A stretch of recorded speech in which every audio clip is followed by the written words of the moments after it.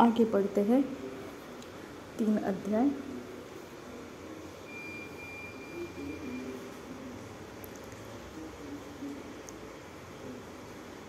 छः वचन से।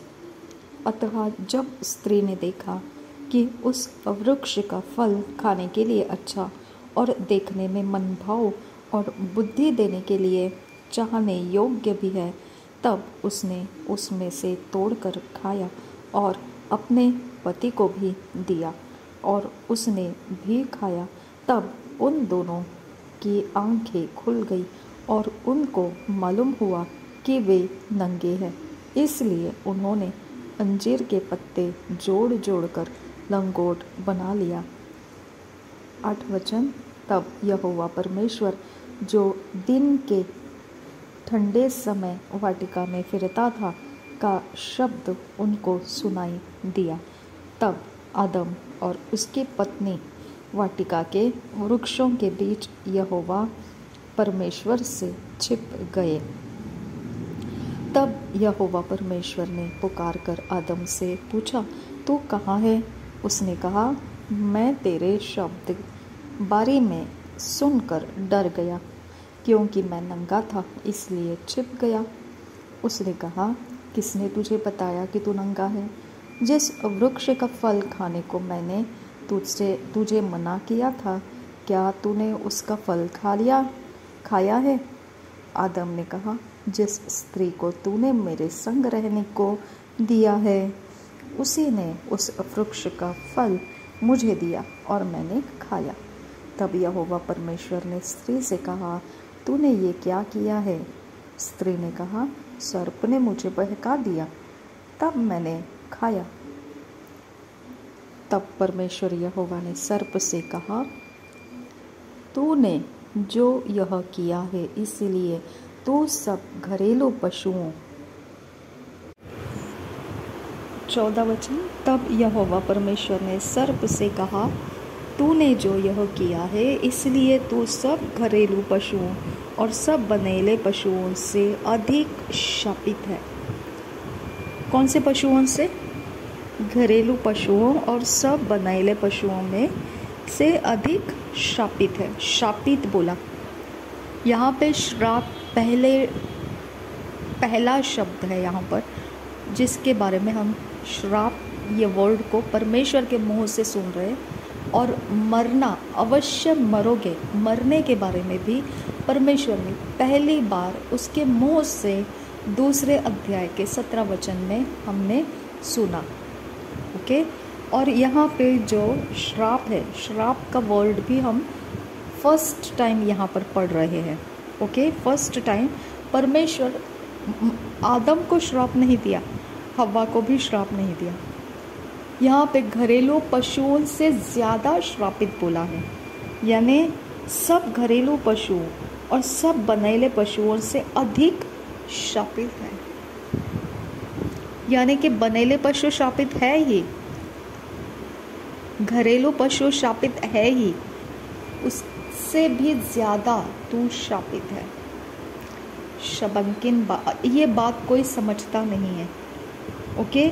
श्राप सिर्फ सर्प को नहीं दिया परमेश्वर ने, श्राप सिर्फ सर्प को नहीं दिया, सर्प को सबसे ज़्यादा श्राप दिया और बनेले पशु श्रापित हो गए, घरेलू पशु श्रापित हो गए, और इससे भी ज़्यादा अधिक श्रापित सर्प हो गया।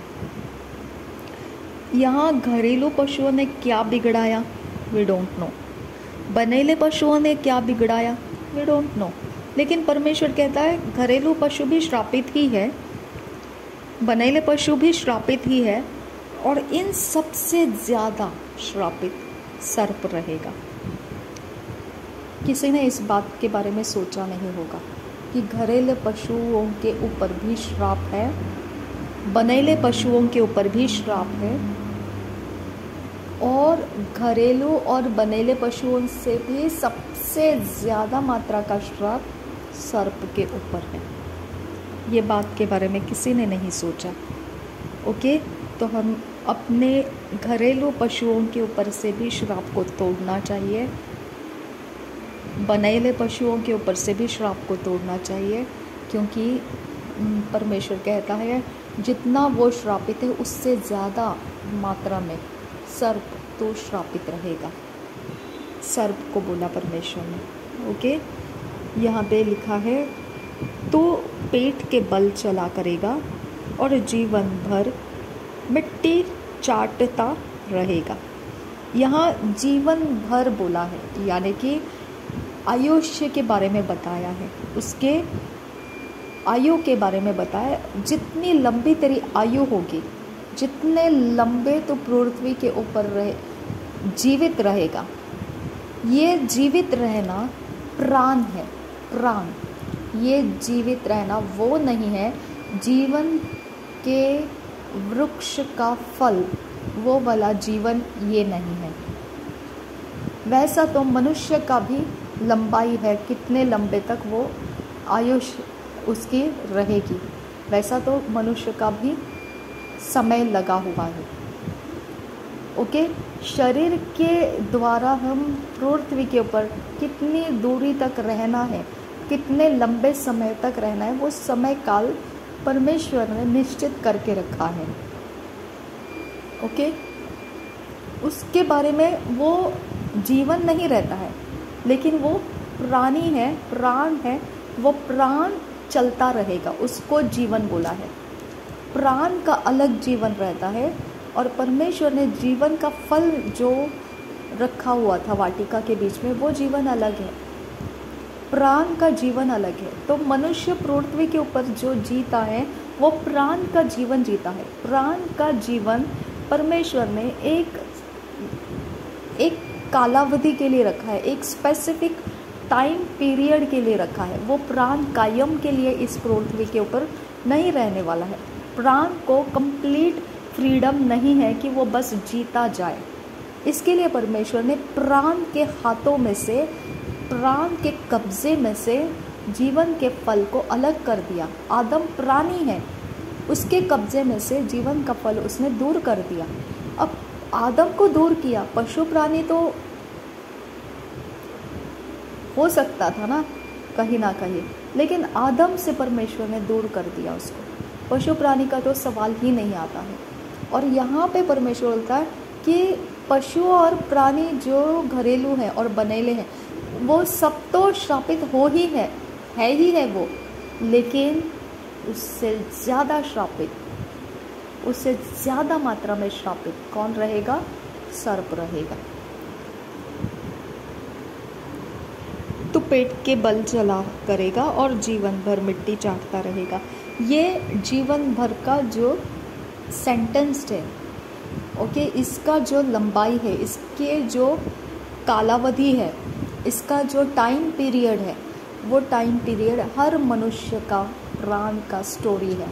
ये टाइम पीरियड, ओके, ये टाइम पीरियड जो भी सब मनुष्य के पास, सब प्राणी पशुओं के पास टाइम पीरियड है, वो टाइम पीरियड में क्या क्या होता है, वही सब दुखड़े, सुख और दुख भुगतता चलता है प्राण। प्राण के पास कैपेसिटी नहीं है कि वो अपने आप का कुछ भला या बुरा कर सके। प्राण के पास कुछ भी कैपेसिटी नहीं है। प्राण सिर्फ अपने अकल से चलता है, प्राण सिर्फ अपने हुनर से चलता है, अपने ताकत से चलता है, अपने इंटेलिजेंस से चलता है, इंटेलेक्चुअल से चलता है, अपनी समझदारी के सहारे से चलता है।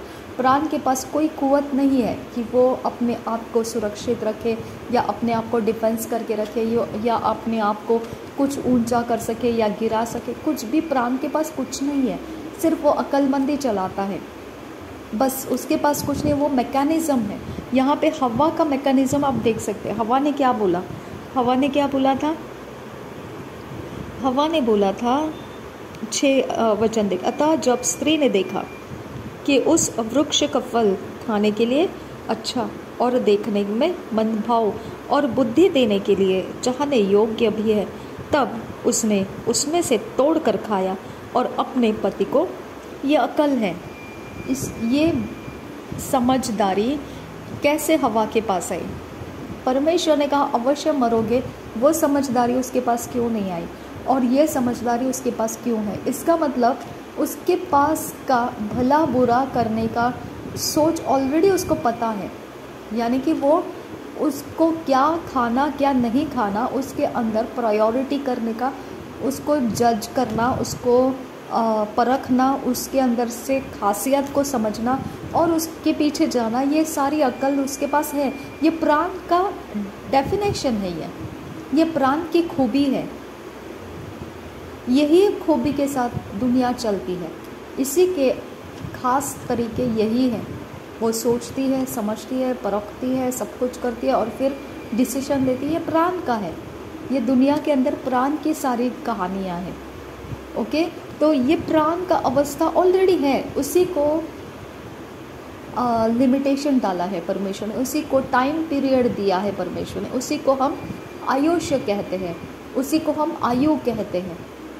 ओके, तो ये प्राण चलने के तरीके के अंदर ये सब कुछ दिमागदारी का खेल चलता है कि कौन कितना होशियार है, कौन कितना इंटेलिजेंस है, वैसा उसका सक्सेस उसको मिलता है। कौन कितना ब्रिलियंट है, कौन कितना एक्सेलेंट है, कौन कितना रिजल्ट लाता है, कौन कितना बर्बाद होता है, कौन कितना असफल होता है, किसका कितना नुकसान हो जाता है, कौन कितना क्या है, कितना वज़नदार है, कितना हल्का है, ये सारी चीज़ें उसके लाइफ के सारे तराजू जो तोले जाते हैं, तोले मापे जाते हैं, ये सब उसके प्राण की कहानी है। वो प्राण के अंदर से चलने वाला मशीनरी फंक्शंस आपको देखने को मिलता है। कोई यहाँ पहुँच गया, कोई वहाँ पहुँच गया, कोई ये कर दिया, कोई वो कर दिया, ये सारा उनका प्राण का तमाशा है बस, और कुछ नहीं है इसके अंदर। और ये प्राण को चलते रहने का परमेश्वर ने एक टाइम पीरियड रखा है। उस टाइम पीरियड के बाद ये प्राण ख़त्म हो जाता है, प्राण मनुष्य को छोड़ देता है, दी एंड लग जाता है। चाहे वो पूरी उम्र जीकर दी एंड लगता होगा या बीच में कहीं पर भी उसका कुछ प्रॉब्लम आ जाता है, वो गारंटी नहीं है। लेकिन प्राण के पास इटर्नल रुकने का रास्ता नहीं है। परमेश्वर ने प्राण को इटर्नल रुकने के लिए नहीं रखा। तो प्राण सुख और दुख भोगी है। प्राण जो है उसको भी जीवन ही कहा गया है, जीवन का प्राण। ओके, उसको भी प्राण को भी जीवन ही कहा गया है, उसको भी जिंदगी ही कहा गया है। इसके लिए मनुष्य इस पृथ्वी के ऊपर जीवित है ऐसा बोलते हैं, लेकिन वो जीवित प्राण से जीवित है। उसके अंदर परमेश्वर जो कहता है वो जीवन नहीं है। जीवन का फल जो आदम से दूर कर दिया, वो फल उसके अंदर नहीं है। वो प्रभु यीशु मसीह है, उसके अंदर वो जीवन नहीं है। जो प्रभु यीशु मसीह के अंदर आएगा उसी को वो जीवन का फल मिलेगा, उसके अलावा किसी को नहीं मिलेगा। ओके, तो जीवन ये है कि वो प्राण के सीमा में जिएगा, प्राण के बाउंड्री के अंदर जिएगा, प्राण के लक्ष्य को पकड़ के जिएगा, प्राण के अंदर के सिचुएशंस के अंदर जिएगा, प्राण के लिमिटेशंस में जिएगा, प्राण के ही हद में वो जिएगा। ओके, तो यहाँ पे लिखा है उसके जीवन भर वो मिट्टी चाटता रहेगा। जितनी लंबी उसकी ज़िंदगी रहेगी उतनी ज़िंदगी भर वो मिट्टी चाटता रहेगा। और मैं तेरे और इस स्त्री के बीच में और तेरे वंश और उसके वंश के बीच में, और मैं तेरे और इस स्त्री के बीच में और तेरे वंश और इसके वंश के बीच में बैर उत्पन्न करूँगा। वह तेरे सिर को कुचल डालेगा और तू उसकी एड़ी को डसेगा। शबन किन बाकासे को बनाहलर बाकासियां दुरकम बरहालर बाकासा। मुझे ये मिट्टी चाटता रहेगा, ये वर्ड जो है ना, तो ये वर्ड मुझे एक बिलीवर है।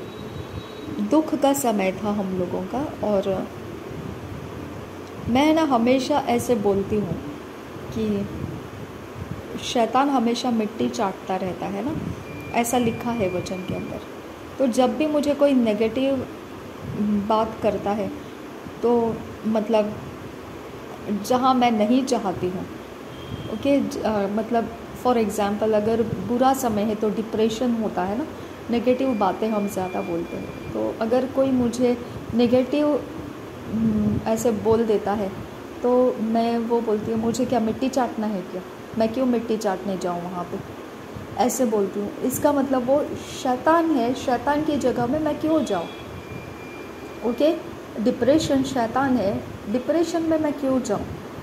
या फेलियर शैतान है, तो फेलियर में मैं क्यों उतरूँ मिट्टी चाटने के लिए? ऐसे मैं बोलती थी।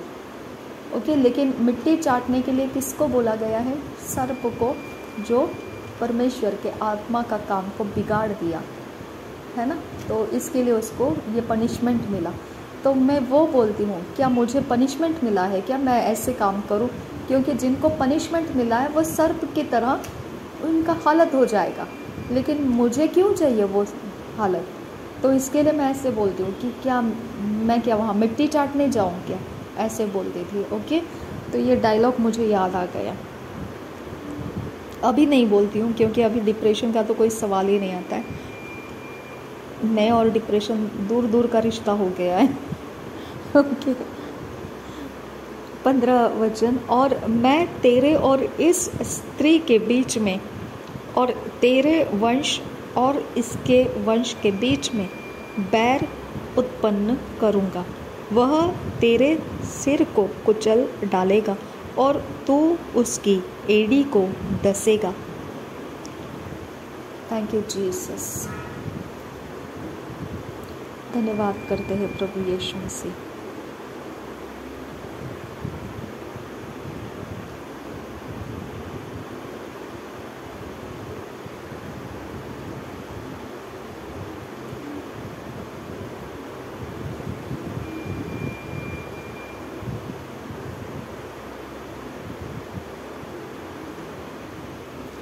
ये वचन परमेश्वर ने प्रोवर्ब्स की तरह बोला है।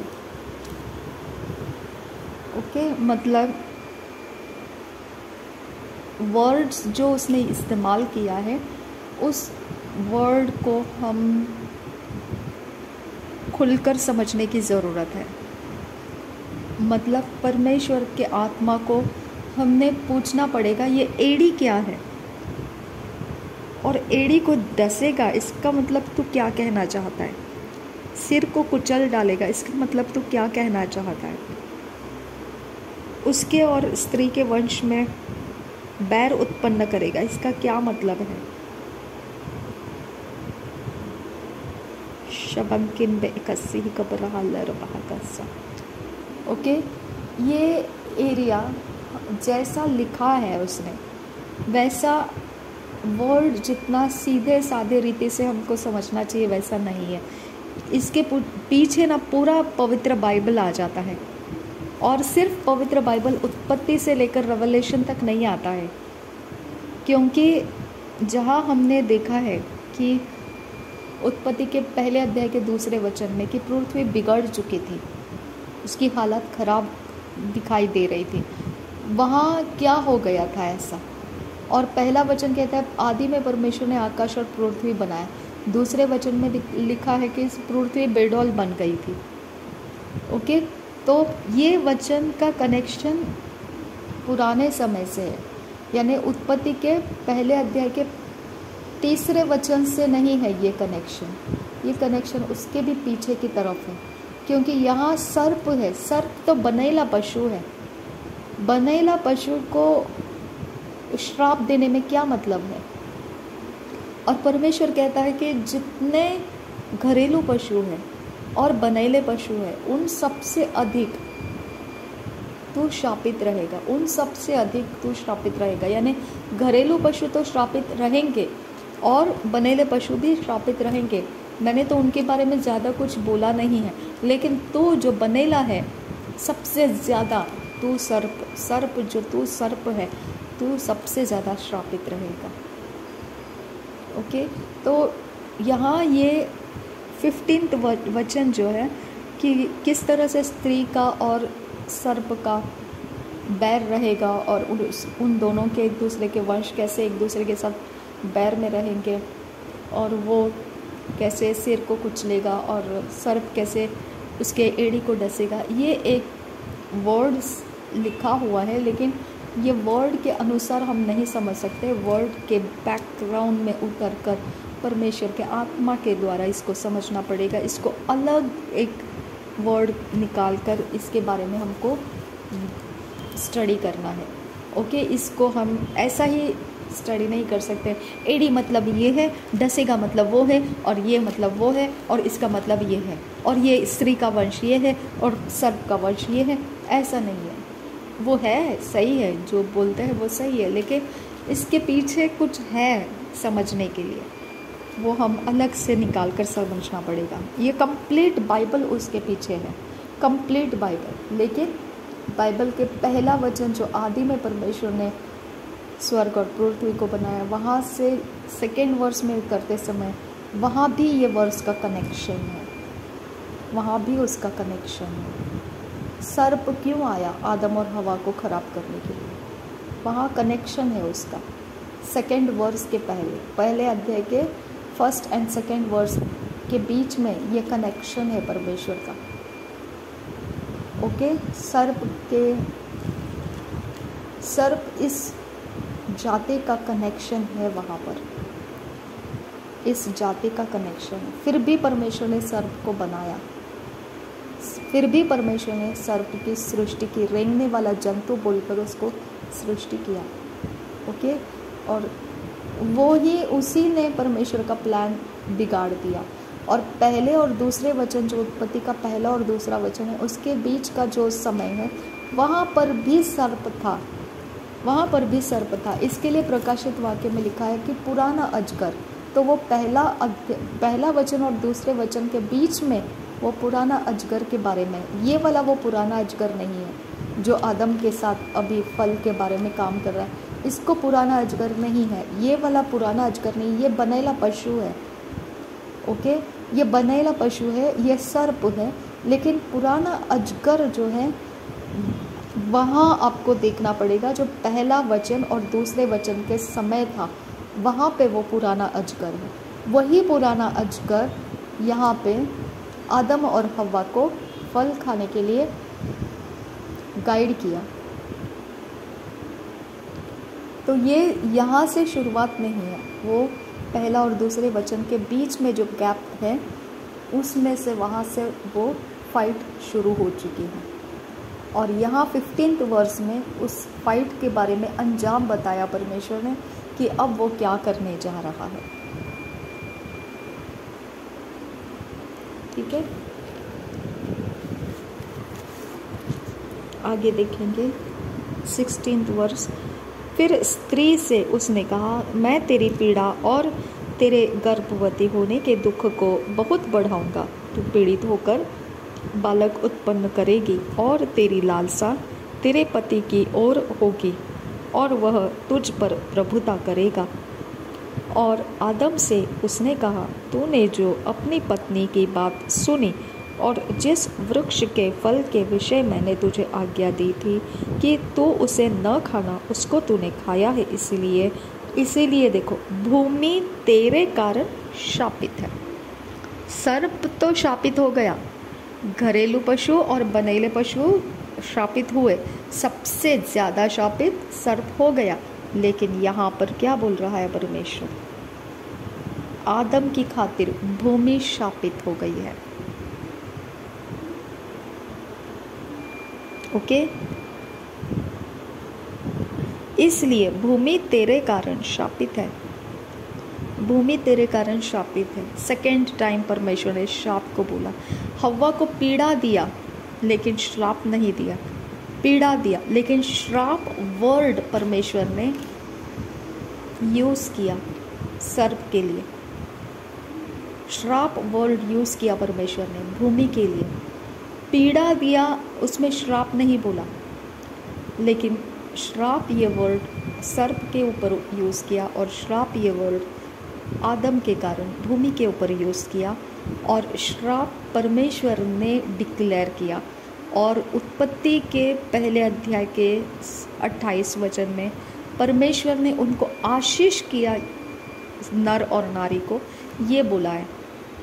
परमेश्वर ने फल, जो जीव जंतु प्राणी, इनको फलवंत होने के लिए आशीषित किया और मनुष्य को आशीषित किया।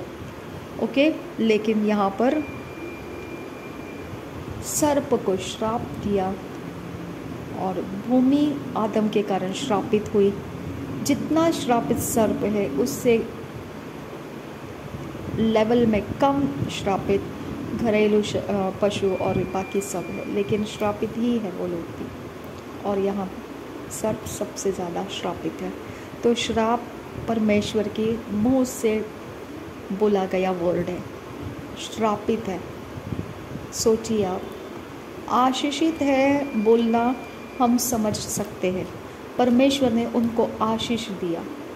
अभी हम आशीष दिया ये बात को समझ सकते हैं, क्योंकि नर और नारी को आशीष किया परमेश्वर ने। लेकिन श्राप दिया तो अब ये वर्ड को भी हमने समझना पड़ेगा। दूसरे अध्याय के 17 वचन में अवश्य मरेगा, तो ये मरेगा ये वर्ड को भी हमने समझना ज़रूरी है। शाप दिया ये भी नेगेटिव है, मरेगा ये भी नेगेटिव है। ओके, तो प्राण का जीवित रहना बड़ी बात नहीं है। प्राणी भी जीवित रहते हैं, मतलब जो एनिमल किंगडम है वो भी जीवित रहता है, लेकिन मनुष्य भी प्राण के साथ जीवित रहता है और मर जाता है, वो डिफरेंट है। प्राण के संगति में जीवित रहना बड़ी बात नहीं है, ये मैं आपको बता रही हूँ। एनिमल्स भी जीते हैं, मनुष्य भी जीते। प्राण के लेवल में जीवित रहना बड़ी बात नहीं है। प्राण के लेवल में हवा भी जीवित रहने वाली है, प्राण के लेवल में आदम भी जीवित रहने वाला है, लेकिन वो ज़िंदगी नहीं है, वो ज़िंदगी नहीं है। ओके, प्राण के लेवल में सुख दुख बना रहेगा, प्राण के लेवल के लिमिटेशंस लगे हुए हैं, प्राण के लेवल के अंदर सब कुछ स्ट्रगल और संघर्ष से ही चलता रहेगा। प्राण के लेवल में कोई ज़िंदगी नहीं है, सिर्फ उसको एक टाइम पीरियड के लिए पृथ्वी के ऊपर रुकना है। प्राण के साथ कुछ भी ऐसा नहीं है कि वो अपने अंदर से कुछ बना सके या घटा सके। प्राण के पास कोई कुव्वत नहीं है, वो सिर्फ अपने अंदर के मैकेनिज़्म को इस पृथ्वी के ऊपर मैनिफेस्ट करता है। जनरेशन के अंदर जो भी प्राण के अंदर होगा, ब्लड लाइन के द्वारा वो इस पृथ्वी के ऊपर मैनिफेस्ट करता है। ओके, अब आबिल के प्राण में क्या था? भेड़ बकरियों को चराना। काइन के प्राण में क्या था? खेती करना। तो क्या प्रॉब्लम है? लेकिन अलग अलग है दोनों। परमेश्वर ने तो भेड़ बकरी चराने की बातें नहीं की थी। परमेश्वर ने बोला मैं मनुष्य को बनाने जा रहा हूँ ताकि खेती करे वो। जब तक वो खेती करने वाला मनुष्य नहीं बनता है तब तक मुझे इंतज़ार करना है ना। तो परमेश्वर ने मनुष्य प्राणी बनाया, जीवित प्राणी बनाया मनुष्य को। ओके, अब ये जीवित प्राणी बनाया है, मनुष्य को जीवित प्राणी बनाया है, ये सही ठीक है, लेकिन जीवन का फल का वृक्ष लगाया रखा था, वहाँ से आदम को भगा दिया कि वो जीवन का फल ना खाए। यानी अभी भी मनुष्य जीवित प्राणी ही है। आबिल जन्म लिया और हव्वा ने बोला परमेश्वर ने मनुष्य पुत्र मुझे दिया। ओके, तो वो मनुष्य पुत्र भी क्या है? जीवित प्राणी ही है वो। उसके पास सिर्फ प्राण का ही मैकेनिज़्म है। अब जो आदम हवा के अंदर का क्वालिफिकेशन है, कैरेक्टरिस्टिक्स है, वही सब उस काइन और आबेल के अंदर रहेगा। तो काइन के अंदर भेड़ बकरियां चराने का कहाँ से आ गया? परमेश्वर ने नहीं बोला था। फिर नहीं बोला था मतलब ऐसा कुछ नहीं बोला था कि वो मनुष्य को मैं भेड़ बकरी चराने वाला बना रहा हूँ। नहीं, उसने बोला खेती करने वाला बना रहा हूँ। लेकिन अब ये कैरेक्टर आ गया आबिल के अंदर। कहाँ से आ गया? उस आदम के अंदर का कैरेक्टर था वैसा, लेकिन हमको नहीं मालूम है ये। ओके, तो वो कैरेक्टर के हिसाब से अब ये आबिल ऐसा बन गया और काइन वैसा बन गया, खेती करने वाला, ठीक है, भूमि की उपज लाने वाला। और परमेश्वर ने इसको भी बोला, आदम को भी बोला कि तू माथे के पसीने से खाएगा। ओके, भूमि तुझे पूरी तरह से फसल नहीं देगी। तो यहाँ कहाँ बोला है उसने कि तू भेड़ बकरी चराएगा? फिर आबिल को ये क्वालिफिकेशन कहाँ से मिला, ये एलिजिबिलिटी कहाँ से मिला कि वो भेड़ बकरी चराने लगा? इसके बारे में तो परमेश्वर ने कुछ बोला ही नहीं था, है ना। तो ऐसा है, परमेश्वर ने क्या कहाँ पर रखा है हम उसके बारे में गैस नहीं कर सकते। जब वो मैनिफेस्ट होता है तब हमको समझ में आता है, अच्छा तो ये भी था क्या परमेश्वर के पास, तब हमको मालूम पड़ता है। इंसान जन्म लेता है एक छोटा बच्चा जन्म लेता है, इस पृथ्वी के ऊपर नया शिशु जन्म लेता है, तब उस हमको नहीं मालूम रहता है वो क्या मैनिफेस्ट करेगा। जब वो मैनिफेस्ट करता है तब हमको पता चलता है अच्छा तो हमारे ब्लड लाइन में ये भी था क्या। हो सकता है उसके माँ बाप ने कभी कुछ किया नहीं है, ऐसे काम वो कर जाता है, तब उसके माँ बाप चौंक जाते हैं। माँ बाप ने नहीं किया, बेटे ने कर दिखाया, बेटी ने कर दिखाया। ओके, तो वो चौंक जाते हैं, कहाँ से आ गया इसके पास ये हुनर, कहाँ से आई ये इसके अंदर की इंटेलिजेंस, कहाँ से आ गई। आप ही लोगों के ब्लड लाइन में था वो। ओके, तो इस तरह से हम मनुष्य के शरीर में से क्या मैनिफेस्ट होगा हम बोल नहीं सकते हैं। वो मैनिफेस्ट होने के बाद हमको समझ में आता है अच्छा तो ये हमारी पीढ़ी में था ऐसा। ओके, तो इस तरह से है। प्राण की ही बातें हैं यहाँ पर अभी तक। तो प्राण के ऊपर श्राप बैठते हैं। यहाँ परमेश्वर ने पहला श्राप दिया, सर्प को श्राप दिया। ओके, उसके बाद भूमि श्रापित है ये बोला, और बनेले पशु और घरेलू पशु से भी ज़्यादा श्रापित सर्प रहेगा ये भी बोला। तो श्राप का वर्णन यहाँ पे आ गया, और सेकेंड वर्णन मृत्यु का आ गया 2 अध्याय के 17 वचन में। ओके, तो हमको ये बातें हल्की नहीं लेनी है। और तीसरे अध्याय के 15 वचन में परमेश्वर ने एक विशेष प्रकार का कुछ प्लान डिक्लेयर किया 15 वचन में, तीसरे अध्याय के 15 वचन में। तो वो प्लान क्या है उसको भी हम निगलेक्ट नहीं कर सकते हैं। ओके, तो आज के डेट में जितने लोग मसीह नहीं है, यीशु मसीह के अंदर नहीं है, वो सिर्फ जीवित प्राणी है, उनको देखकर हमको आश्चर्य ज़रूर होता है। उनको देखकर, उनके हुनर को देखकर, उनके सारे उनके कामकाजों को देखकर अचंभित ज़रूर लगता है कि बॉस ये कर क्या रहे। ऐसा भी करता है क्या मनुष्य कभी? हमको बहुत हैरानी फील हो सकता है उनके इंटेलिजेंस को देखकर, उनके एक्सेलेंसी को देखकर हमको बहुत कुछ लग सकता है वाह क्या इंसान है, क्या काम कर गया, क्या बात कर गया, बहुत कुछ लग सकता है ऐसा। लेकिन उनके ब्लड लाइन में, उनके पीढ़ी के अंदर जो क्वालिटी है वही वो लोग मैनिफेस्ट कर रहे हैं, और वो प्राण का क्वालिफिकेशन से, मैनिफेस्टेशन से, वो पृथ्वी के लिए कोई काम की चीज़ नहीं है। वो बस वाह करने के लिए बातें होती है, बाकी उसका कुछ नहीं रहता है पृथ्वी के ऊपर। ओके, प्राण को फ्यूचर नहीं है। ओके, प्राण के साथ संगति में सब जी सकते हैं। एक जैसे प्राणी जीते हैं वैसे ही मनुष्य भी जीता है, प्राणी, और ख़त्म होता है, बाकी उसका कुछ नहीं रहता है पृथ्वी के ऊपर। ओके, तो प्राण को वैल्यू नहीं है, प्राण को वैल्यू नहीं है, और परमेश्वर ने जीवन के फल को मनुष्य के हाथ में लगने नहीं दिया है। यानी इम्पोर्टेंट क्या है? जीवन का फल है, जिसको इतना रखवाली करा परमेश्वर ने, करूबों को डाल दिया वहाँ पे, ज्वालामय तलवार को घूमने के लिए वहाँ चारों दिशाओं में घूमने के लिए भेज दिया। तो बहुत डेंजरस था। परमेश्वर ने इतना कड़ा बंदोबस्त डाल दिया, यानी मेन इम्पॉर्टेंट जीवन का फल था मनुष्य के लिए।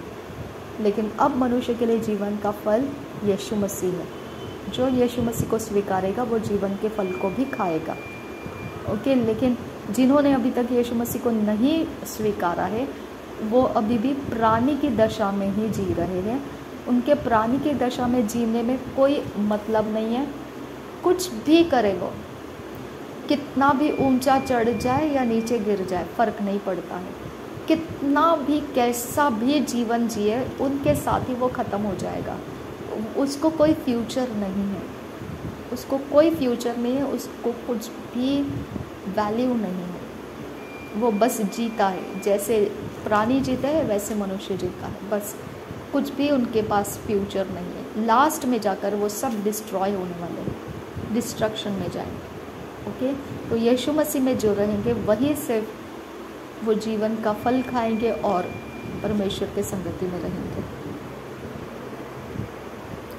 और आदम से उसने कहा, तूने जो अपने पत्नी की बात सुनी और जिस वृक्ष के फल के विषय मैंने तुझे आज्ञा दी थी कि तू उसे न खाना, उसको तूने खाया है, इसलिए भूमि तेरे कारण शापित है। तू उसकी उपज जीवन भर दुख के साथ खाया करेगा। देखो, भूमि शापित है और तू उसकी उपज जीवन भर, यानी जितनी लंबी तेरी प्राण की ज़िंदगी है, टाइम पीरियड तेरे प्राण को दिया गया है, उतना टाइम पीरियड तुझे दुख के साथ भूमि की उपज को निकाल कर खाना पड़ेगा, दुख के साथ। इसके लिए कोई जॉब करता है, बिजनेस करता है, फेल हो जाता है, निराश हो जाता है वो, ओके, इन्वेस्ट करता है किसी चीज़ में और उसको उतना फसल हाथ नहीं लगता है, वो डिप्रेस हो जाता है, दुखी हो जाता है, कष्टी हो जाता है, अपने प्रियजनों को लोग खो देते हैं, दुखी हो जाता है, अपनी अच्छी चीज़ों को वो खो देते हैं, दुखी हो जाते हैं वो लोग, क्योंकि उनके प्राण के साथ वो कनेक्टेड है।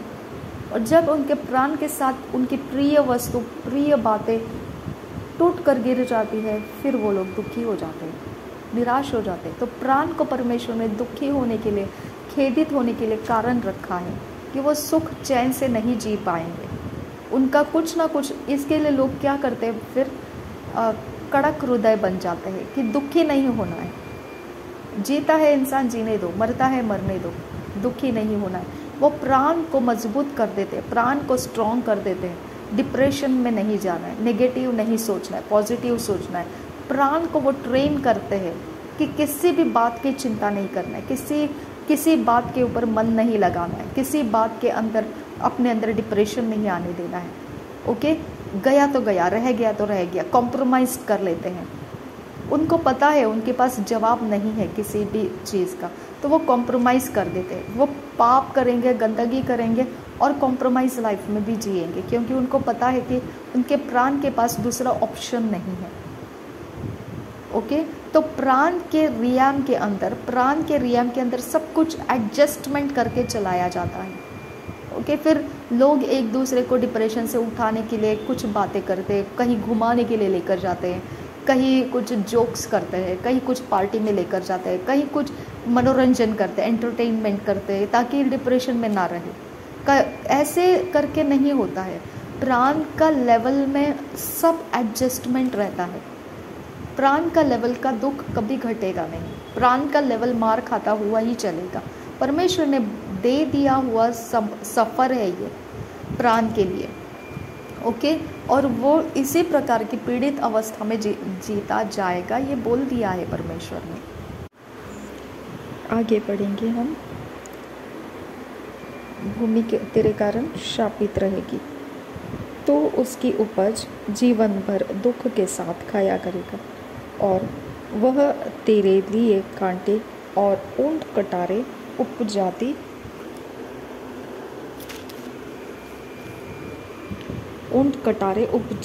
और तू खेत की उपज खाएगा और अपने माथे के पसीने की रोटी खाया करेगा, और अंत में मिट्टी में मिल जाएगा, क्योंकि तू उसी में से निकाला गया है। तो मिट्टी तो है और मिट्टी ही में फिर मिल जाएगा, ओके। परमेश्वर ने अध्याय 2 और 17 में क्या कहा था, तो अवश्य मर जाएगा। और शैतान ने, सर्प ने हव्वा को क्या बोला 3 अध्याय के 4 वचन में कि तुम निश्चय नहीं मरोगे, लेकिन परमेश्वर का वचन क्या बोला, अवश्य मरोगे, ओके। और यहाँ सर्प क्या बोलता है, तुम निश्चय ना मरोगे, हाँ। और यहाँ पे परमेश्वर ने बोला कि भूमि तेरे कारण श्रापित रहेगी।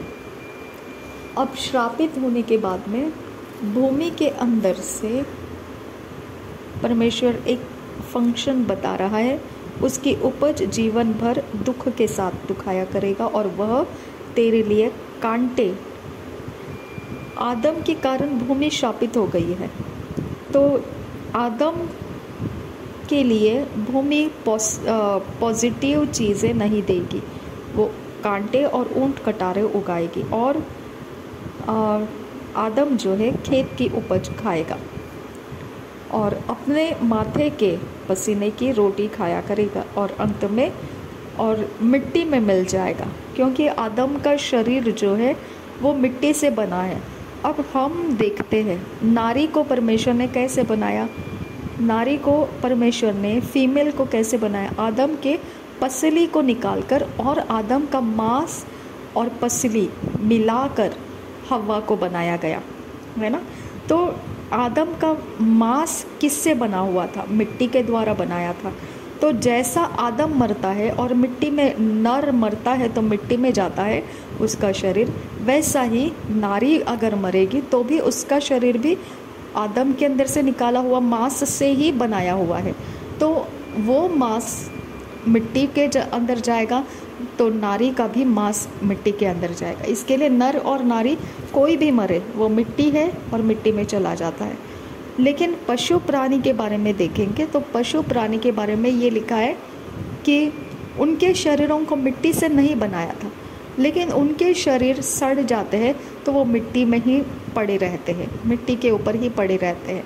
अगर पानी के अंदर कुछ मर जाता है वो पानी के अंदर ही सड़ जाता है।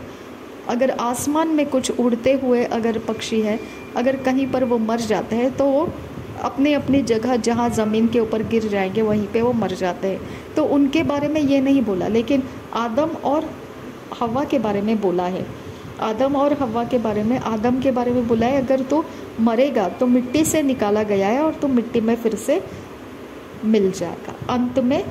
तो अंत में यानी उसका अंत कब होने वाला है परमेश्वर ने डिसाइड करके रखा है। तो आयु हमारी परमेश्वर ने, प्राण कितने समय तक पृथ्वी पर रुकना चाहिए ये परमेश्वर के कब्जे में है। उसके पास उसके लाइफ का हिसाब है कि कितने समय तक कौन सा मनुष्य प्राण के साथ जीवित रहेगा। ओके, उतना समय वो जीवित रहेगा, उसके बाद वो अंत होगा। जब अंत आएगा उसका, अंत में मिट्टी में मिल जाएगा, क्योंकि तू उसी में से निकाला गया है, तू मिट्टी तो है और मिट्टी ही में फिर मिल जाएगा। ओके, आदम ने अपनी पत्नी का नाम हव्वा रखा क्योंकि जितने मनुष्य जीवित हैं उन सब की आदि माता वही हुई। क्योंकि जितने मनुष्य जीवित हैं उन सब की आदि माता वही हुई, यानी आदम और हव्वा और जितने मनुष्य जीवित हैं उन सब की आदि माता यानी प्राणी जो प्राण से जीवित है।